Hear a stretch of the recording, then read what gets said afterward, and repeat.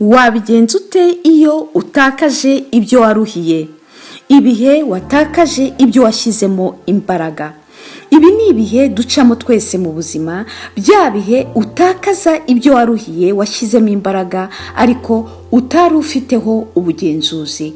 Aha navuga bya bihe by'igihombo cy'umushinga, wa wundi wakunze uhisemo gukomeza indi nzira ye, wa wundi wakunze aho washyize mu mibanire yanyu za mbaraga zawe ariko ukabona kugumana nawe birushaho kukwangiza, aho kugira ngo urusheho gukura urema ndetse wegera wa wundi waremeye kuba we, uyu ugahitamo kumurekura. Aha kandi ndavuga ya mashuri wize agasozwa no gutsindwa cyangwa ntubone impamyabushobozi yawe.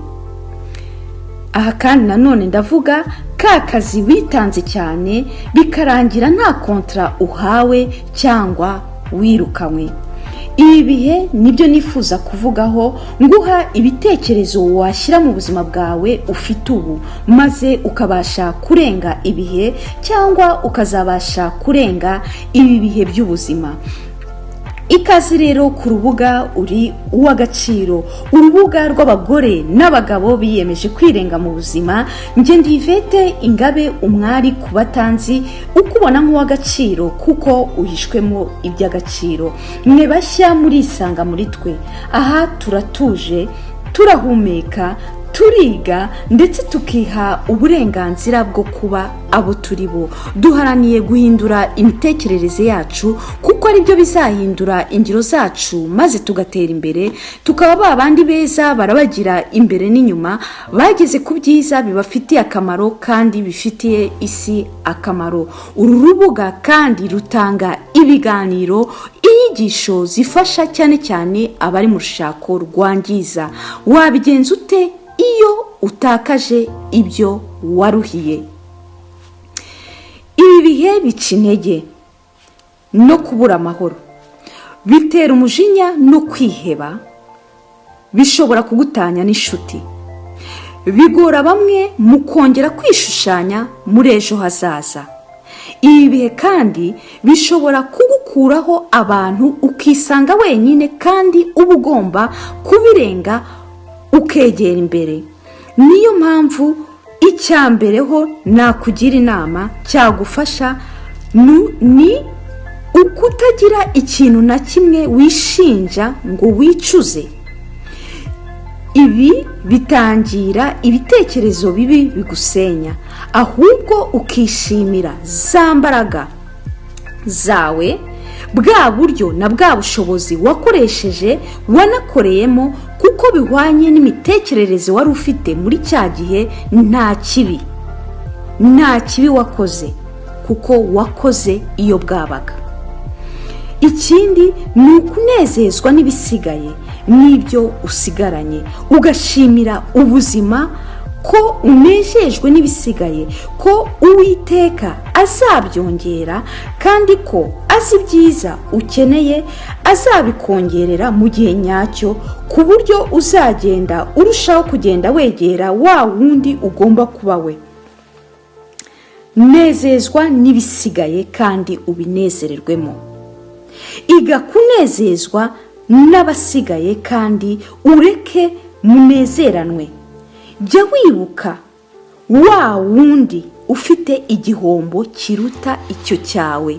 Ibyo bitume unezezwa n'ibisigaye, unezezwa n'abo bakuri iruhande kandi umenye kubanezererwamo. Icya gatatu ni ukwicara ugasubiza amaso inyuma, ugafata urupapuro n'ikaramu, ugahera ku itangiriro rya cya kindi watakaje kugeza amagingo aya, ukareba amasomo ukuyemo, ibyo ugiye guhindura, ibyo ugiye kurekura, ibyo ugiye kwihanganira, ibyo utazongera kwihanganira, ibyo ugiye kongera mu buzima bwawe, ndetse yewe no kwakira wowe ndetse no kwakira n'abandi, kubabarira wowe n'abandi, no kongera kurushaho cyangwa kwiga kwikunda. kuko ibihe nk'ibi biza bije kutwigisha, gutuma dukura ndetse no gutuma dukira. Twitura imitwaro tugendana tutitaho cyangwa tuzi ariko tudashaka kwitura.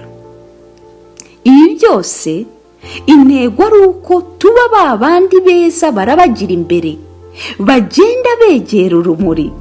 Ku rundi ruhande bukaba ari uburyo butuvana mu byo twari tumaze kumenyera, nubwo bwose bitubabaza, maze tugashaka ibindi byiza dukeneye ngo tujye mu nzira zacu tugomba gucamo.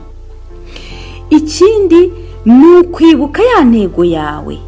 Banza wibukuriwe imbaraga zawe nziza karemano Uwiteka yakwihereye, zakugejeje magingo aya, zatumye ugera kuri bya bindi byose bigutera ishema iyo ubitekereje.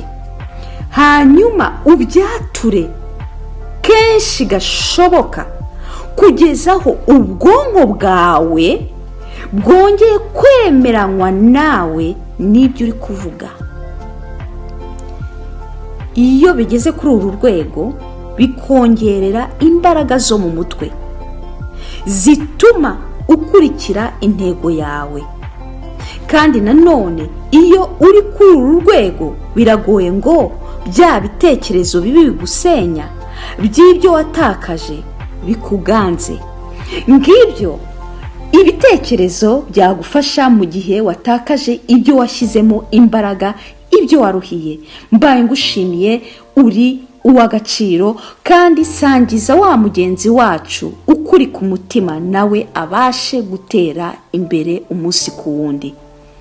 Mufite ibari ku mutima, mwanyoreza ubutumwa kuri 00 31 65 75 28 477. Subiremo 00 31 65 75 28 477. Ndasubiza, funguye amaboko yombi, mbashe kubafata ikiganza, maze mweme mubashe kuba abo mugomba kuba bo n'abo mu kiganiro gikurikira.